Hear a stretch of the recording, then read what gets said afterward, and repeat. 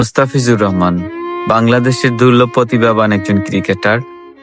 সে IPL এ খেলবে না, আসলে খেলবে না সেটা না খেলানোর জন্য নির্দেশ দেওয়া হয়েছে এবং তাকে স্কোয়াড থেকে সরানোর জন্য চিঠি এসেছে এবং আপডেট দিয়েছে কলকাতা নাইট রাইডার্স। এখানে আসলে কলকাতা নাইট রাইডার্স এর কোনো দোষ নেই, কারণ কলকাতা নাইট রাইডার্স এর যে মালিক শাহরুখ খানকে আসলে ইন্ডিয়ান বিভিন্ন গণমাধ্যম থেকে শুরু করে বিভিন্ন নেতা কর্মীরা আসলে তাকে খুবই মানে গালাগালি করছে, দুয়োধ্বনি দিচ্ছে।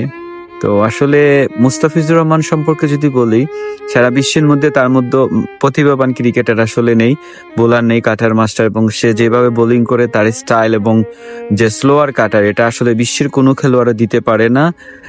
সেজন্য আসলে সে তার প্রতিভা দিয়ে চান্স পেয়েছিল আইপিএল এ, তো তাকে আসলে সরিয়ে দেওয়া হয়েছে বিসিসিআই নির্দেশ দিয়ে, এবং ইন্ডিয়ান ক্রিকেট বোর্ড পরবর্তীতে বাধ্য হয়ে কলকাতা নাইট রাইডার্স তাকে বাদ দিতে হয়েছে।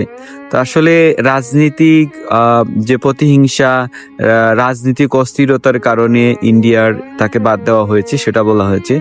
তো আসলে কি বলবো, যে আমাদের মুস্তাফিজ আমাদের সম্পদ, আমাদের অহংকার, আমাদের গর্ব। তো এটা নিয়ে আসলে আফসোসের কিছুই নেই।